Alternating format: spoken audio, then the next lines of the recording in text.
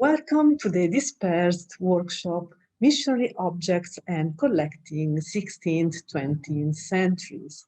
I am Sabina Brevaglieri, and I'm thrilled to launch a talk series I have designed and convened as a first step into a project aiming to contribute to the collective undertaking of thinking the future of non-European objects and collections in Europe today. This set of talks explore the missionary engagement with object and collecting through time and space.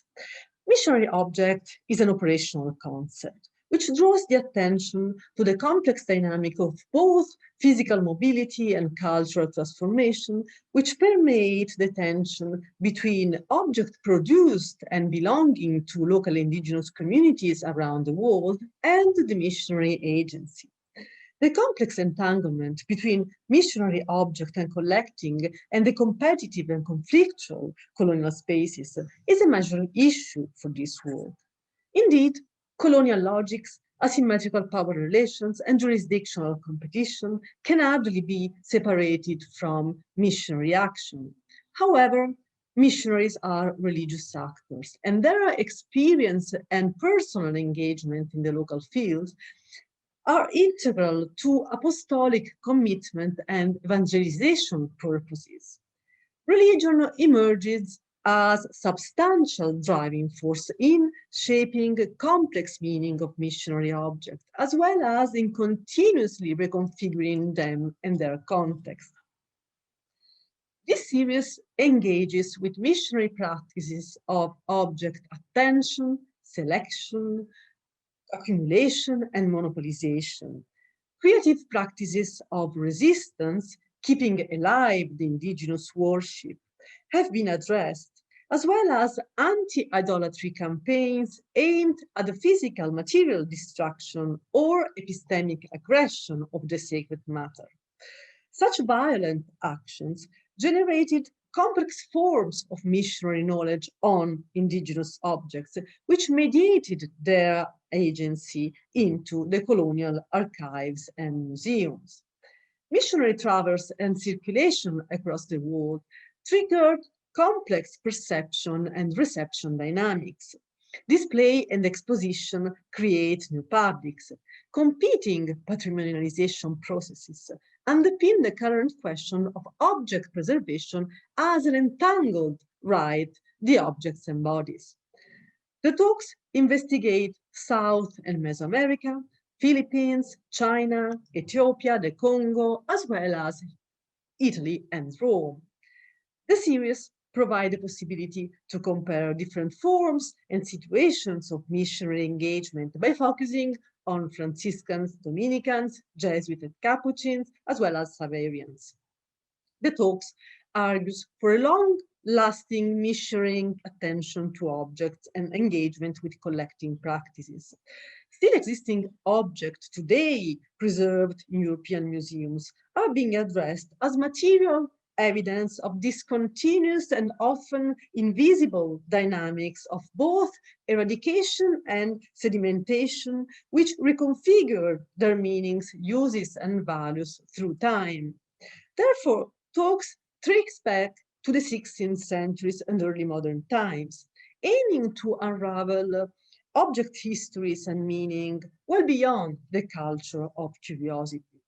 Within this framework, the 19th and 20th centuries missionary museological thinking have been addressed, and under-investigated missionary museums imbued with ethnocentric connotation and strong colonial imagination are being explored.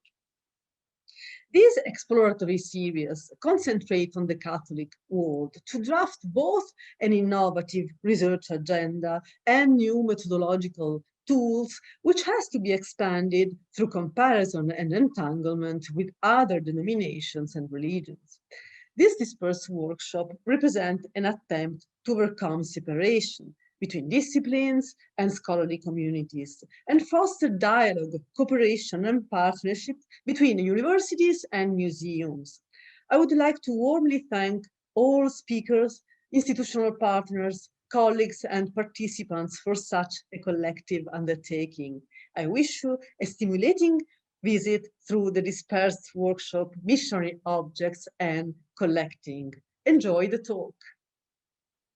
The title of my paper today would be Handling Sacrifice, Reception and Perception of Mesoamerican Knives in Early Modern Italy. And it is part of a wider research I've been doing in recent years about the cultural biographies of this set of objects that you see in this slide. I'm sure that even those of you who are not too familiar with ancient Mesoamerica would immediately recognize some iconic objects, such as, for example, this double-headed serpent, which is at the British Museum today. All the objects that you see in this image have a common trait. They were all in Italy in the 16th century. Some of them are still in Italy, some not. But the interesting thing is that Italy held for many centuries a veritable treasure of Mesoamerican objects, in contrast to what happened in Spain. We know that Spain received hundreds of similar objects sent by conquistadors, but for various reasons, no single object of those shipments is extant today, or at least maybe some of them could be extant in Vienna or coming from other areas of Central Europe, but those which remained in Spain were somehow destroyed or lost. A very different situation characterizes Italy, and it is due, at least to my own take on this problem, to their very specific conditions of collecting, of original collecting in the Americas, and the ways in which they reached Europe. As I said, all these objects were in Italy, and all of them can be traced with different degrees of certainty to the Dominican world. Most of these objects, if not all, were brought to Italy by Dominican missionaries. Obviously, it is not by chance, and my work is trying to understand why and which reasons push these missionaries to save, to preserve objects that, as you can see, are not Christian products of Christianized Indians, but rather were products of pre-Columbian indigenous people, so witnessing idolatrous practices. Most of these objects, well, part of them at least, were brought by, this person on the right, Domingo de Betanzos, who was the founder of the Dominican order in Mexico, and who in between 1532 and 33 traveled to Italy to meet Clement VII, Giulio de' Medici, to ask for the independence of the Dominican province in Mexico, which was at the time dependent from the Hispaniola province.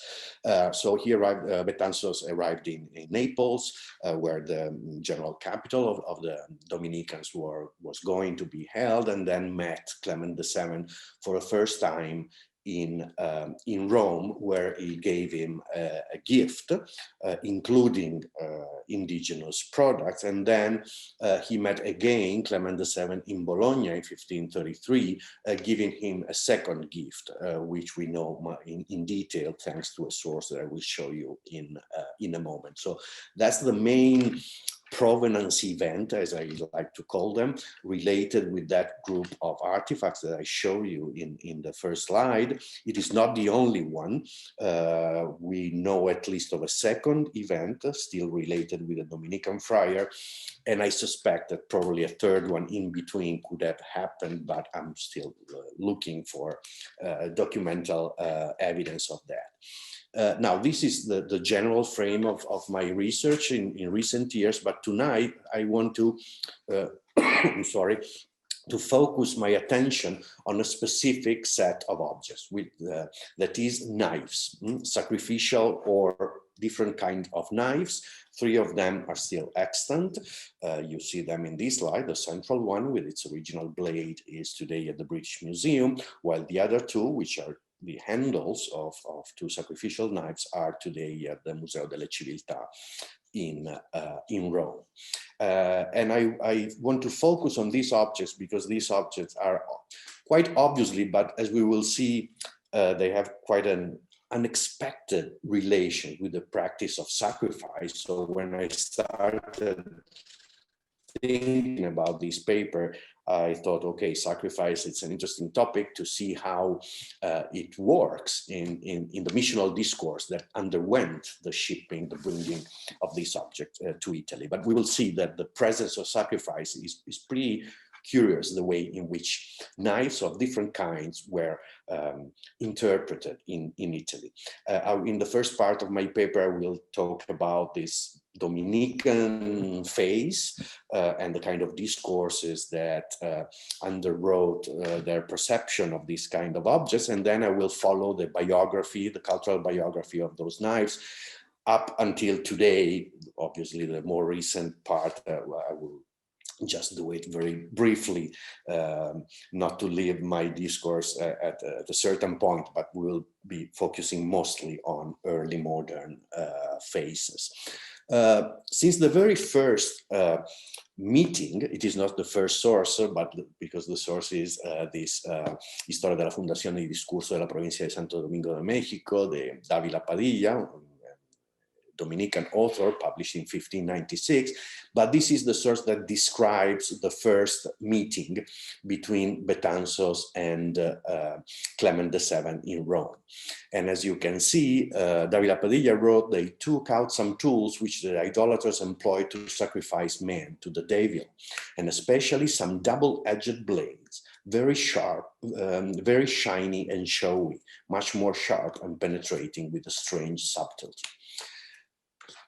Since this very first and brief phrase, we see an interesting aspect that he speaks about sacrificial knives. He mentions sacrifice, human sacrifice to the devil, but immediately he focuses his attention on a specific kind of blades. He called them double-edged blades, which are obviously, and we will see that they will come up very often, what today we call obsidian prismatic blades, which were a very typical product of Mesoamerican lithic industry. And so we will see that a certain, basically these Dominicans brought to Italy two kinds of knives, and these two kinds of knives were associated with very diverse and different interpretive discourses. The so-called sacrificial knife, associated to human sacrifice, but as we will see, they won't attract very much attention, while the second kind of objects would be much more interesting in the eyes of the Dominicans and even of the Italian persons who met this kind of objects from 1532 onward. The second encounter between Betanzos and Clement VII in Bologna was described by Leandro Alberti, a Dominican historian who wrote the Historia di Bologna. The first book that you see on the left was published, the other books remained unpublished. But in that history of the city of Bologna, he described the second meeting between Clement VII and Charles V in 1533, 3 years before the Pope had crowned Charles V in Bologna, and then they met the famous second meeting for different political reasons.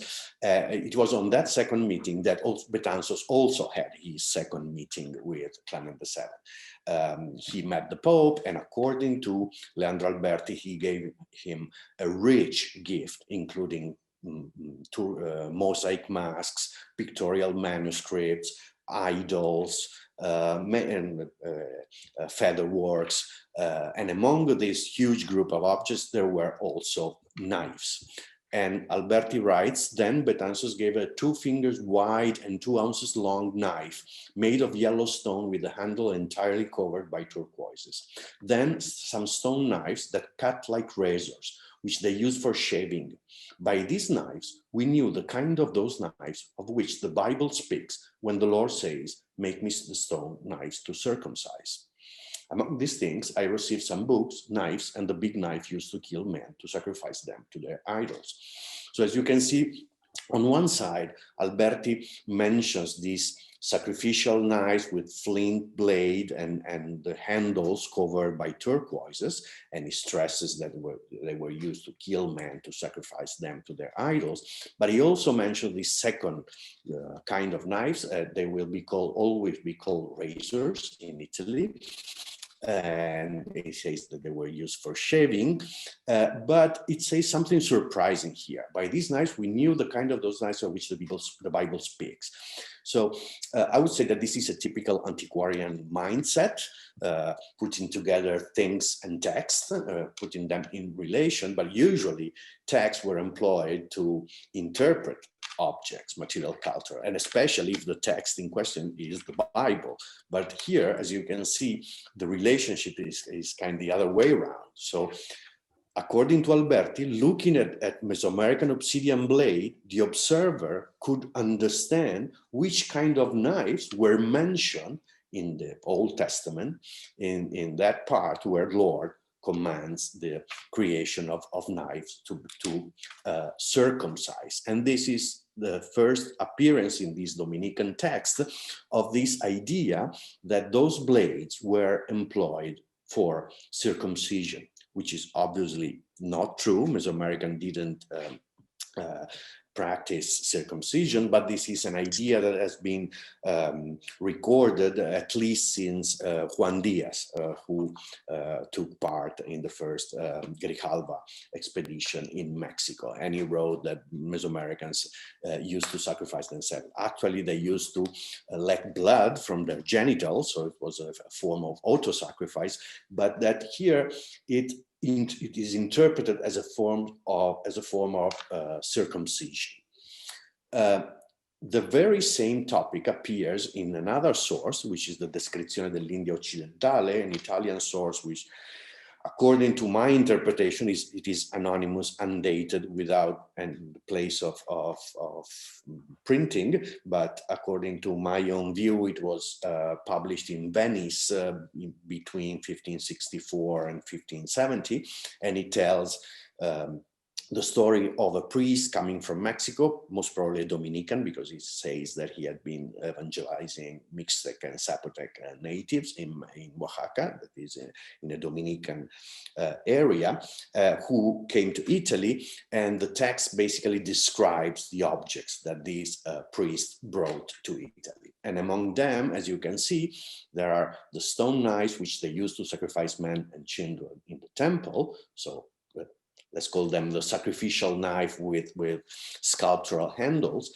and some black porphyry razors that they used to circumcise, as the Jews used to do.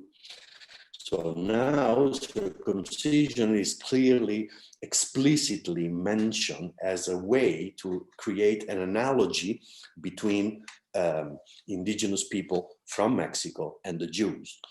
It is important to stress in this respect that these Dominican sources never mention the hypothesis of Jew origin of Native American Indians, which were, as you obviously know, it was a very well-known hypothesis about their ultimate origin. Here, this analogy is not employed to build a story of the origin of the natives, but it's rather, at least in my opinion, used to locate indigenous people within a specific place in time, in Judeo-Christian time, that is along the path that will lead them to conversion, to their transformation into fully blown Christians. An entire paragraph of the Descrizione is devoted to knives. And again, it is, well, I divided the two paragraphs, but as you can see, the first one, it says, they used to sacrifice men with some knives made out of flint, very hard, and the priest kept them in the temple. The religious men took 2 of these knives, and they are those that are shown together with the other things. The priest used to slide these knives under the left breast of the living victim, and putting the hand inside, he took out the earth, and with the palpitating earth, he anointed the face of the idol, and this was their way of sacrificing. So there is a pretty gruesome description of human sacrifice, taking the occasion of the presence of the physical vision of human sacrifice is quite, I would say, formulaic, quite usual. The ultimate source of this description is Hernan Cortés. In his letter, he mentioned this idea of anointing the mouth of the idol with the blood, but the immediate source, it is obviously the so-called anonymous conqueror, an Italian text published by Museo, translated by Alfonso de Ulloa, who, at least in my opinion, could be the anonymous author of this Descrizione too, and the two texts share many, many elements, and this is one of those elements which clearly denounce the relationship between the two sources. But as you can see, in the paragraph devoted to Nice gives much more space to the second kind of blades, saying they have two other kinds of black porphyry razors, with point and with no point, to sacrifice themselves, letting blood from the ears and from the tongue and from the shameful part. And these razors, cut as they were of fine steel, they are made out of a rock with a wooden tool, and they come off with a single strike, with the cutting edge and with the point. They are 1 palm long. So again, he calls them razors. He describes auto-sacrifice. He knows all the practice of auto-sacrifice. And he mentions the technique, the technology of flint napping. That is the way in which indigenous people produced these incredibly sharp blades. And then he had another description of another object brought by the priest. Together with the idols, they also took a certain wooden tool used to circumcise, as the Jews used to do. That is an ebony tablet, 2 fingers wide and 1 span long, and on the lower side it has a black porphyry razor, and with that tablet they used to circumcise over a round and wooden board. So again, this second kind of blades are associated with circumcision. They circumcise as the Jews used to do. Now, this discourse of knives has to be put in the context of the wider discourse of these sources, and the most clear is the Descrizione, in which basically Mesoamerican artifacts are used as tangible evidence of indigenous idolatry, but thanks to their extreme technical quality, they are also witnessing the intellectual qualities of the persons who made them. Thus, they were at the same time witnessing idolatrous practices, and also the potential to overcome idolatry, because all these objects and their marvelous technical properties are seen as proofs of the fact that indigenous people are endowed with ingenio, a specific intellectual quality which in early modern times was associated with the idea of connecting things, putting together complex things.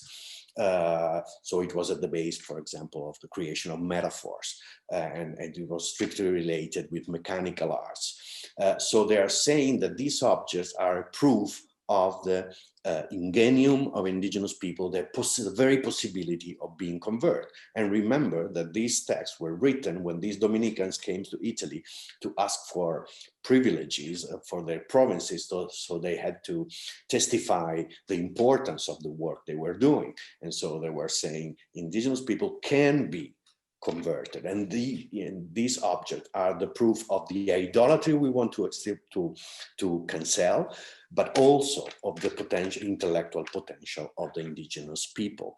And there is a very refined rhetorical play, because the word ingenio means the intellectual quality, but also a complex object, as is the ingenio for producing sugar, for example. And so they speak about ingenios, referring both to the object and to the intellectual qualities required to produce those objects. Now, the hidden reference in this text is obviously Bartolomé de las Casas, who in the Apologetica Historia Summaria devoted a long passage to Obsidian Blades.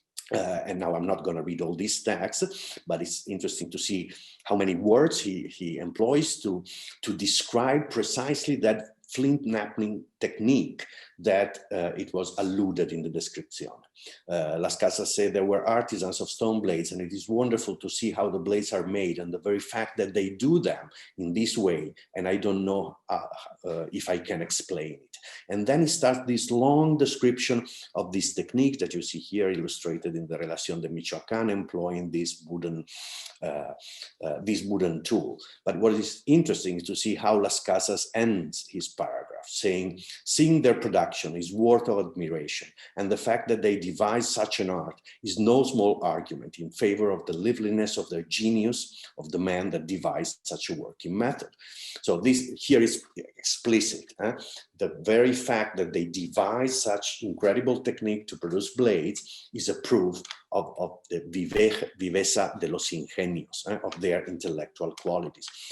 It is obviously the text that the authors of Alberti and the author of the Descrizione had in mind, where they described those blades, their quality, and even describing the flint knapping techniques. And this was a very famous text. It was basically copied word by word by Mendieta, and afterward by Torquemada. They repeated these long passages.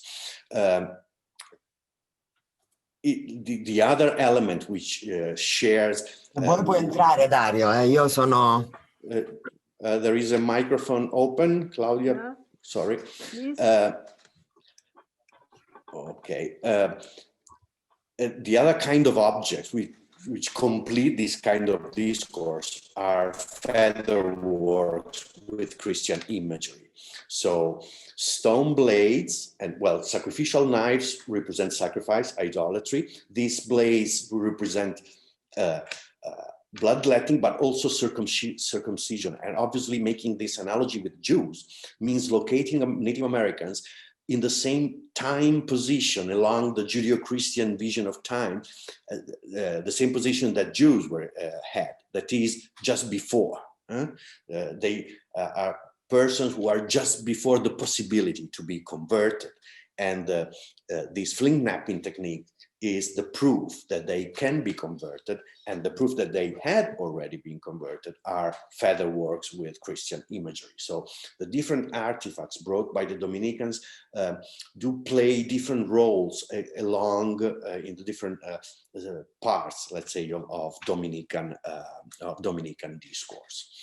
Now, this is basically the general framework in which these objects arrived in Italy, brought by Dominicans in order to sustain a specifically Dominican colonial project. It is a colonial project, obviously, aimed at, it's a transforming colonial project. They want to transform indigenous people into fully blown Christians. And so objects are proxies employed to kind of think about the qualities of these men that they want to transform.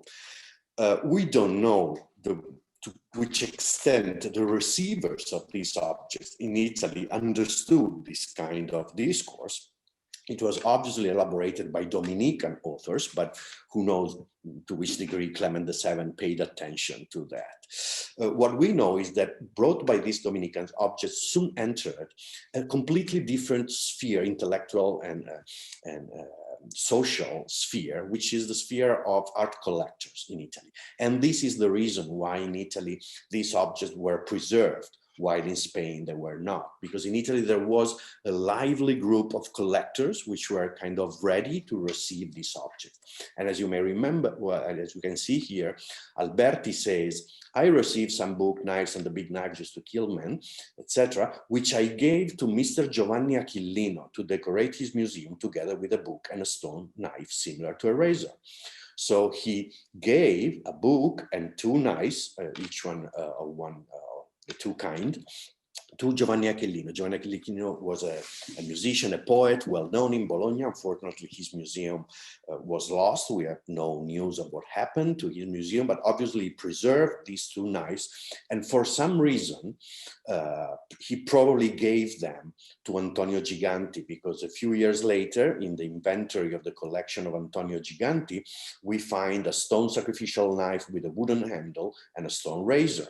So probably the two, or we cannot be sure, but that most probably the same two that were given to Giovanni Achillino. And we know that the collection of Antonio Giganti later on passed into the hands of Ulisse Aldrovandi, the famous Bolognese polymath who assembled a huge museum in his house in Bologna.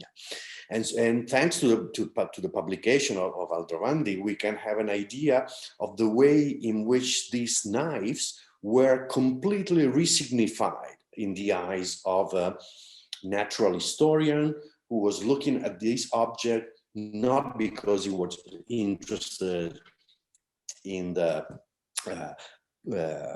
in indigenous American position to, related with conversion. He was not even very much interested, at least in my opinion, in indigenous American customs. What he was doing was kind of trying to apply the Aristotelian taxonomic structure to the new realities. And so he looked at Mesoamerican knives with a very, very peculiar gaze, if we can use this term.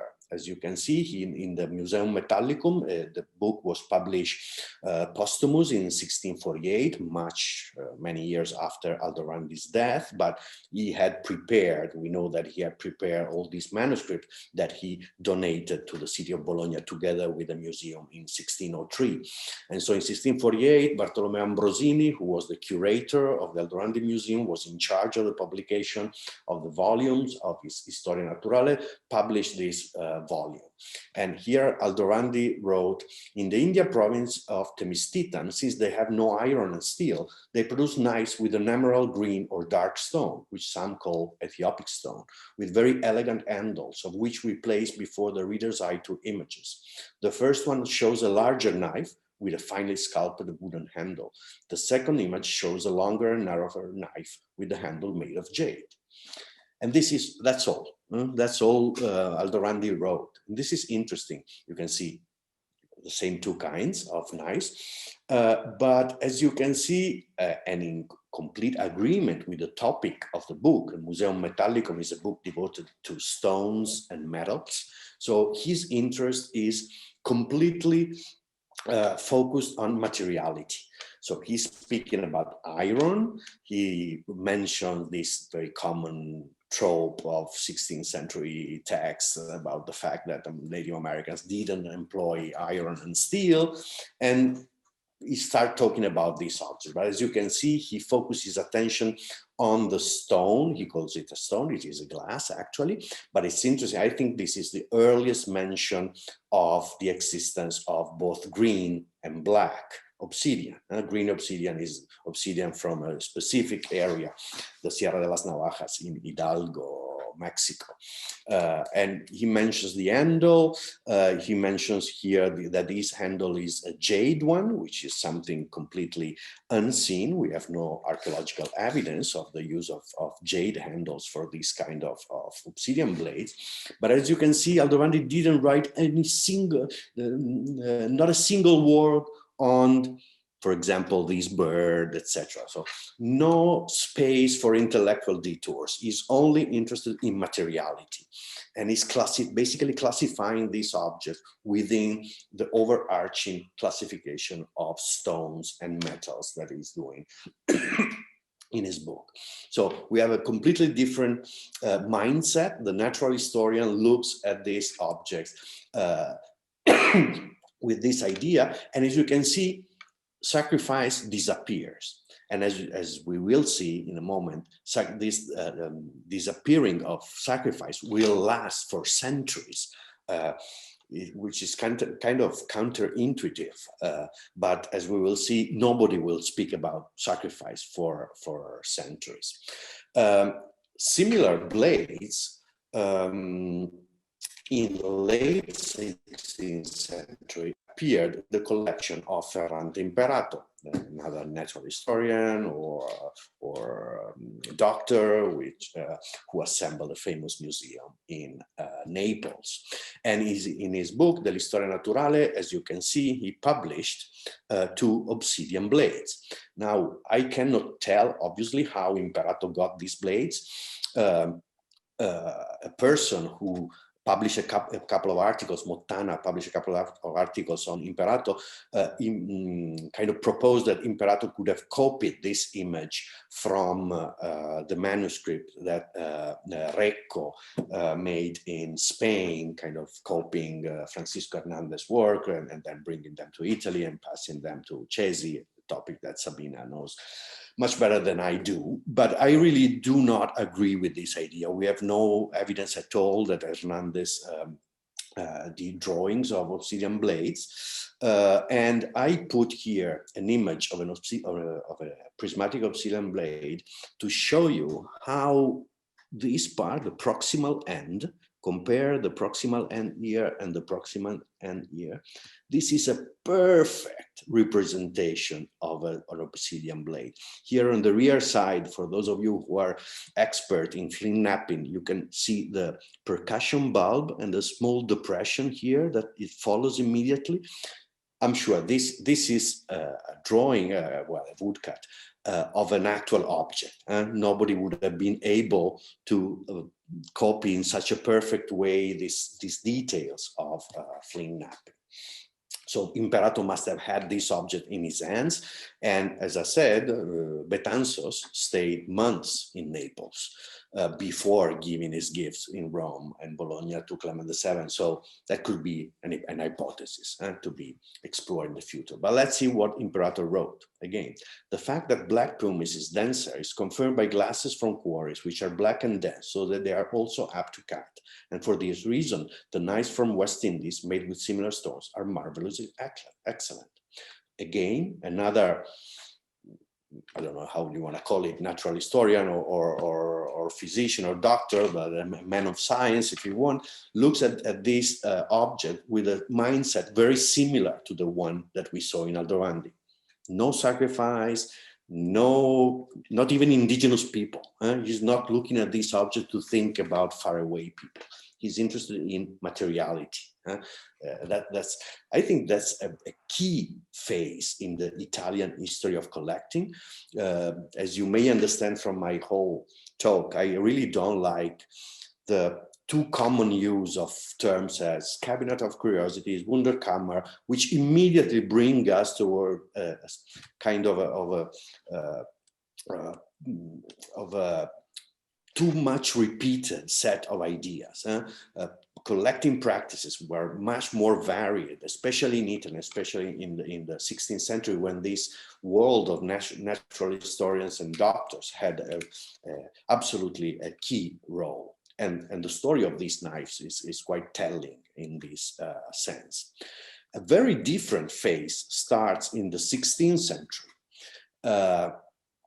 And the earliest, the 17th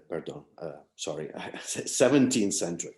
The early 17th century mentioning an Italian knife, Mesoamerican knife, is a letter that Jacob Gaffarel, the famous scholar who was the librarian of Cardinal Richelieu, wrote to Antonio Licetti in Italy. The letter was signed in Venice on September 17, 1633.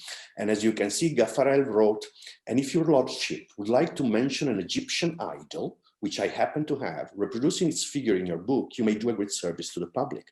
I gave a picture of it to Mr. Odio, who will present it to your lordship. You will see that, as far as thunderbolts are concerned, it is impossible to imagine a better antique." So Gaffarel is in Venice, and he's sending to Licetti the image of an object which he thinks could be interesting for a person that, as we will see, is writing a book on thunderbolts. And it calls it an Egyptian idol. Now, this is this is Fortunio Licetti, and this is the book he was writing, the Pironarca si vede fulminum natura, so a book on thunderbolts. And Fortunio Licetti received from this Mr. Rodio, I've been unable at the moment to identify who is this person, but he obviously liked the image that Gaffarel sent him, so that he published this image, which is the handle, one handle of a sacrificial knife with three-dimensional and mosaic encrusted handle. In the text, which is a very long text, I didn't copy it because it's too long, a Latin text, he describes in detail the mosaics, saying which kind of colors he can see. He describes these motifs, and basically he says that this was found in archaeological ruins in Libya by a merchant from Memphis. And so he starts saying that this is an idol of thunderbolts who was adored in Libya and in a place related with ancient Egypt. So as you can see, we have a completely new intellectual framework. Obviously, we are in the 17th century. This Egyptomania has already boomed. Kircher is the most obvious example which comes to mind. And so they start seeing that this object, obviously, they start losing the knowledge, the specific knowledge that Dominican missionaries brought, because Dominican missionaries were perfectly knowledgeable about this object, but in time, people kind of forget those information, and so they start kind of elaborating on a possible Egyptian origin of this idol. And something similar happens in Bologna, where the two different knives arrive in the collection of Ferdinando Cospi, the famous creator of the Cospi Museum. He was the agent of the Grand Duke of Tuscany in Bologna. And the collection of Cospi has been described in 1677 by Lorenzo Legati in a book, the Museo Cospiano, that you see here. Actually, book 5 was written after Legati's death by Silvestro Bonfiglioli. And as you can see, he reproduced here two handles of Mesoamerican knives, calling them delle Sfingi, sphinxes. So again, Egypt, again, sphinxes. Now, these objects are well known, and I can see that in the audience there is Loretta Paderni from the Museo delle Civiltà in Rome, who perfectly knows these two handles, which are today in Rome. And Bonfiglioli writes a long text. I only copied here part of it, and in the final part, the underlined one, he says, to which use they were devoted and which name they could have, I cannot guess. I perfectly know that some people imagine, also based on Plutarch, that the union between a human and a beast could sometimes produce a certain being called Sphinx, which the Egyptian represented as a lion with the face of a virgin woman, and then he starts writing about sphinxes. It is nice to see that apparently he's not really convinced about this interpretation of these objects as sphinxes, but probably that interpretation was given by Cospi himself, because it, as we will see, it comes up in inventories, etc. So basically they were seen as sphinxes. And as you may see, again, sacrifice is totally absent, continues to be absent, and they don't even understand the function of those objects. And that's really interesting, because if you look at the two handles in Rome today, you can see here the socket of the blade, which was infilled with some kind of resin. Now here a piece of it is lost, but look at this one, it's completely infilled. So they, obviously, when they were in the Cospi collection, they had already been infilled with this material, so that this kind of impeded them to understand that these were knife handles. So they look at them as sculptors of sphinxes or idols. In 1742, the two museums, the Cospi and the Aldorandi one, were sent from Palazzo Pubblico in Bologna to the Accademia dell'Istituto delle Scienze. In that moment, the big patron of the Accademia was Benedict XIV, the Bolognese Pope. And they entered there and they were exhibited in a room called Stanza delle Antichità. So basically the two historic collections, which had been displayed in Bologna for more than a century, in contiguous room, but maintaining their original structure, they were kind of disassembled, reorganized in thematic rooms, the natural history one, the fossil one, etc. And so one room was the Stanza dell'Antichità, the antiquities room, where the Mesoamerican objects were displayed together with Greek, Egyptian, Roman antiquities. It is clearly a reflection of the enlightened ideas of the division of knowledge, compartmentation of knowledge. And as you can see in the inventory of the Cospi Museum, when they moved it to the Stanza dell'Antichità, you can read here, due sfinge alla mosaica, two sphinx, mosaic sphinxes. So this idea that these objects are sphinxes remains kind of attached to them, but I would say mostly as a formulaic way of describing these two objects, especially in inventories, which are very synthetic. So that going ahead in time, in the Guida del Forestiere, which is a guide, a museum guide of the Museo of the University in Bologna in 1803, the collection of the Accademia delle Scienze passed to the university, and they created this museum, and Schiassi published this guide. And as you can see, he mentioned the two objects as due sfingi a mosaico di lavoro barbaro. So two mosaic sphinxes of barbarian work.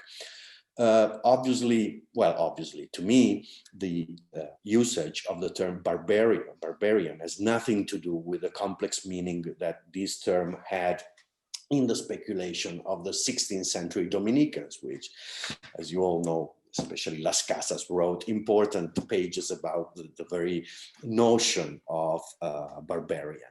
Here it's something that Schiassi employs to describe objects which are neither classical antiquities nor Chinese or Japanese things that he is able to recognize. The things which do not match this classification are barbarian, something I would say exotic, far away, but I wouldn't say that is not to be charged too much, because he also says there is another mask of barbarian work. And as you can see here below, he employed the same phrasing in 1835 when he wrote another inventory saying due sfinge a mosaico di lavoro barbaro. So it's kind of a usual way of rapidly recording these objects. So we are now in 1835, and as you may have noticed, since Aldrovandi, published posthumous in 1648, but written in the second half of the 16th century, sacrifice has completely disappeared from the discourses. It was mentioned in the Dominican works of the 16th century, but where human sacrifice was kind of put aside by the relevance that Obsidian Blades, circumcision, and analogy with the Jews had in those texts, so that marginalization of human sacrifice, which is kind of unexpected, at least I was surprised when I realized that nobody speaks about sacrifice. And here again, at the beginning of the 19th century, it is still completely out of the picture. The next phases in the complex social life of these knives comes with their entrance in what we could say modern academic circles.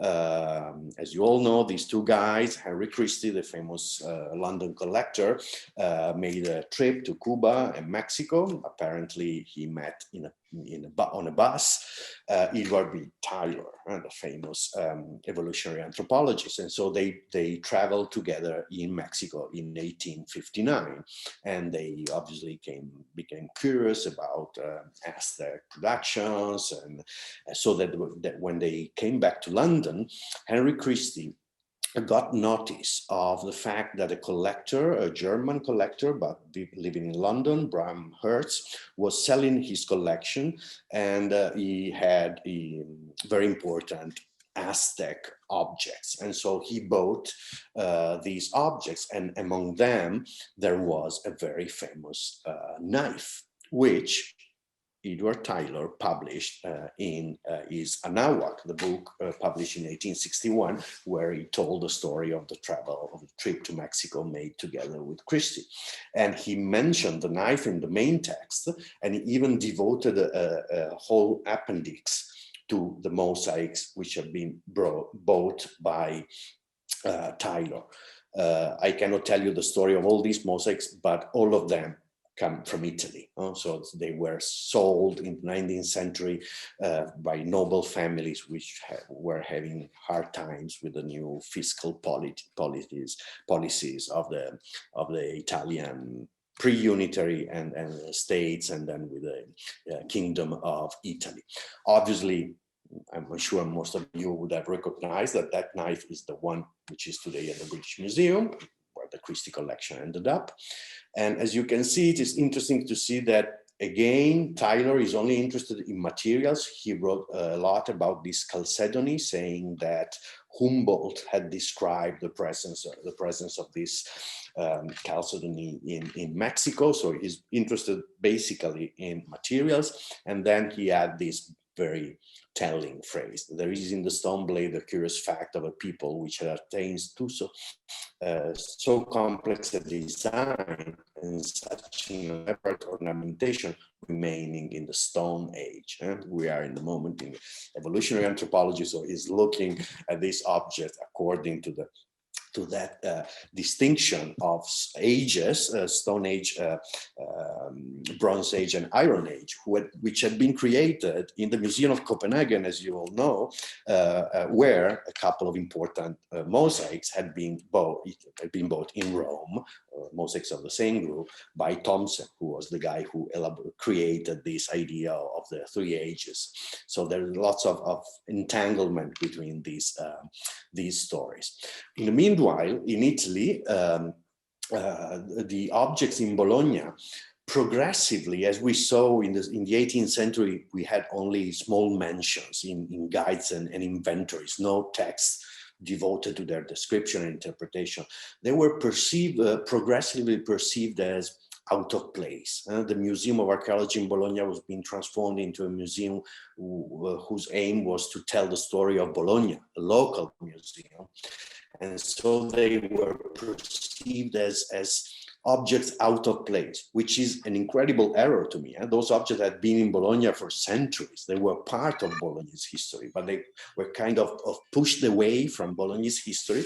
And so it was easy for Luigi Pigorini to go to Bologna and to ask for an exchange. He gave some pre-Etruscan vases to Bologna, and he got a wonderful collection of mosaics, among which the two handles that we saw. And I must say that Pigorini wrote an incredible article. He shows a knowledge, an academic knowledge, which nobody had in those times. He was the first to mention Aldrovandi, Licetti, all the works which I mentioned before. And as you can see, this is what Pigorini wrote. I do not know if anyone has made specific investigation on the use of these knives or daggers. I think, nevertheless, that we can concede that they were used in human sacrifices. It is well known that in Mexico they used to open the chest of the victim with stone knives, which, according to the anonymous conqueror, were very large, as the blades of the knives I'm talking about. Moreover, the exquisite art of the handles and the preciousness of the material with which they are encrusted seem to clearly indicate that they were sacred tools. So, for the first time, human sacrifice comes back into the picture. And it does also because Pigorini knows the anonymous conqueror, which is the same source strictly related with this Dominican sphere, which the author of the Descrizione was mentioning when he described human sacrifice. Again, talking about these knives. The knives elicited discourses in some way. So this is the first time in which the idea of human sacrifice comes back. Pigorini is able to understand that they are knife handles because he had read Edward Tyler book, so he knows about the knife which is in London, and so he recognizes the similarity between those objects. Now, from Pigorini onward, the story is endless. These knives enter the academic world, and a host of publications were done. I only put images here because I'm sure I didn't mention it, but I'm sure that all along my paper, you would have noticed how visual sources are key in the to write, to follow the social life of this object. The production of images since the 16th century is a key aspect of this story. And so here you have various images in various books. I'm not gonna now cite all of them because it's too late. And this is these are drawings of the specimen in London. Again, I repeat, this is from Venice, probably, as the Licetti one.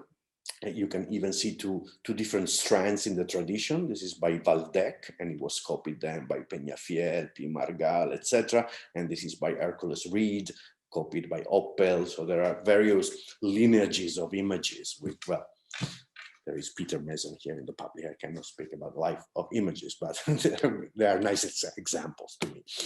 Now I'm pretty much done, but please, I ask you for 5 minutes more because I would, since there are Mesoamericanists in the audience, I would like to notice something more specifically for Mesoamericanists and also some more pop observation.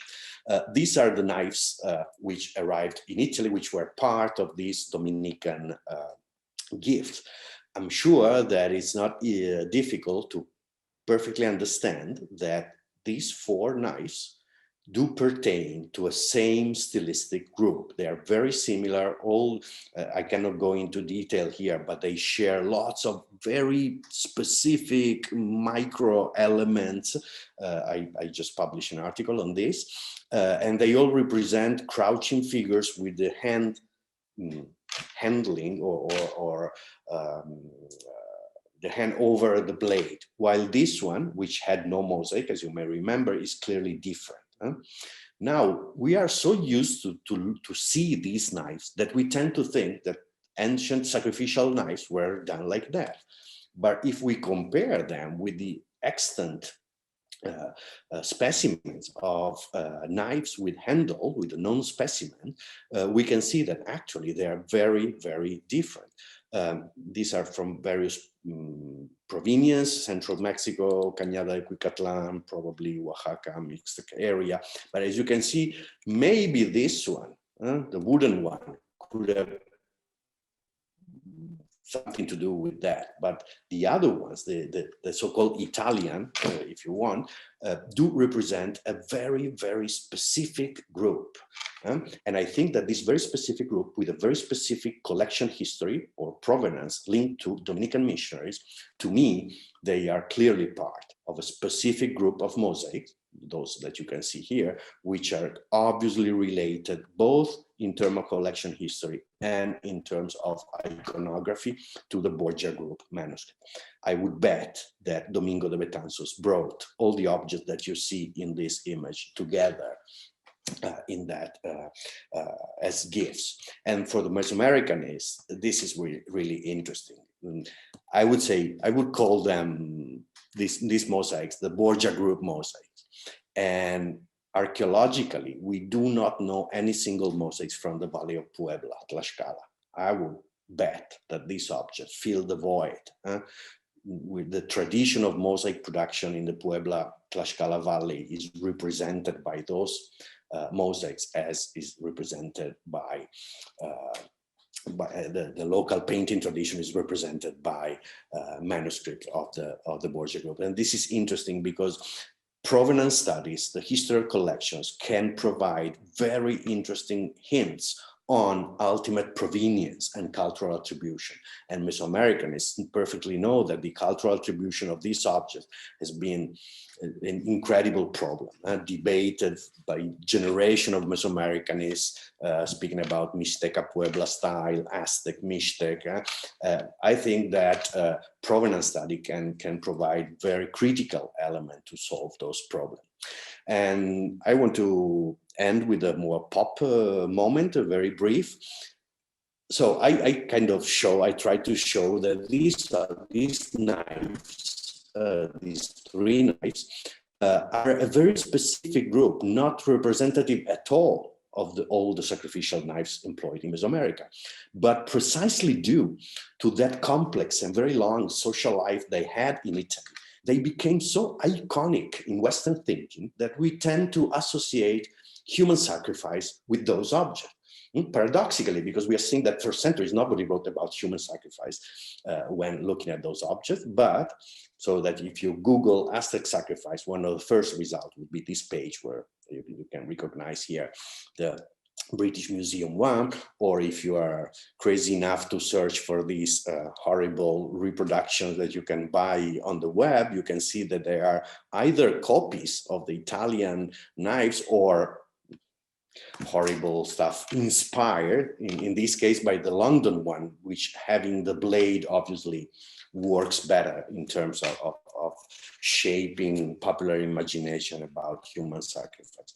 And I was crazy enough to ask myself, oh, let's see which kind of knife they employed in the Apocalypto movie. And I found this image, and as you can see, they even created a new knife, which is a spondylus skeletal crouching figure.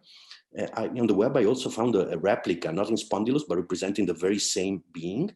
So they created kind of a new specimen of the same group, a postmodern specimen pertaining to that same group.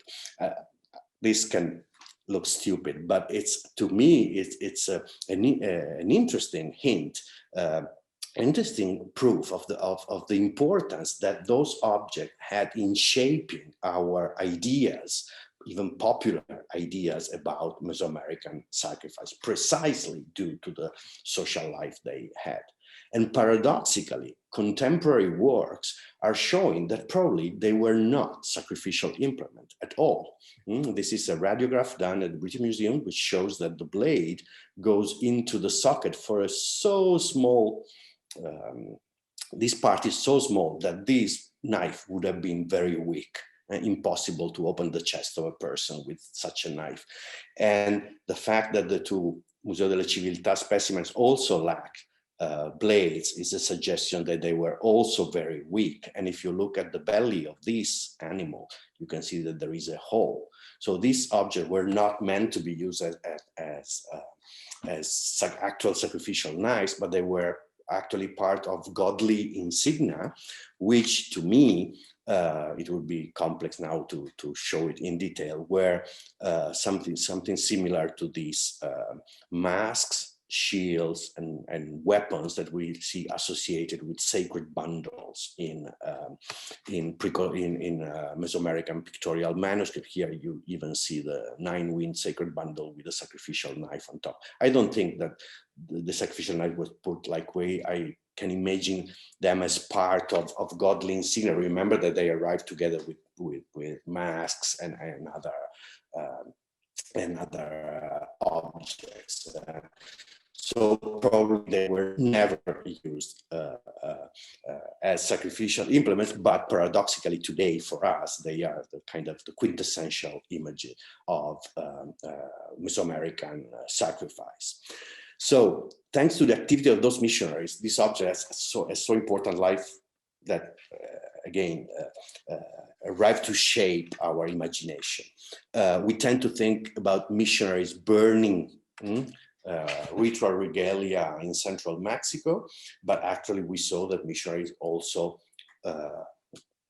preserved, maybe not with the aim of preserving, but due to their activities, preserve some objects. Let me stress one last aspect. With this image, with Franciscans burning objects and a Dominican here bringing objects. I am not posing a dichotomy, Franciscan versus Dominicans. We know that Franciscans were key actors in recording indigenous knowledge, in preserving indigenous knowledge, but probably, and this is an open question which I would do to persons who are much more knowledgeable than myself in the history of these orders, probably the Dominican order had a very peculiar attitude toward material culture. I'm not aware of similar attitude by the Franciscan toward indigenous material culture. And I would say that this peculiar attitude is linked precisely to that discourse that we read in Las Casas,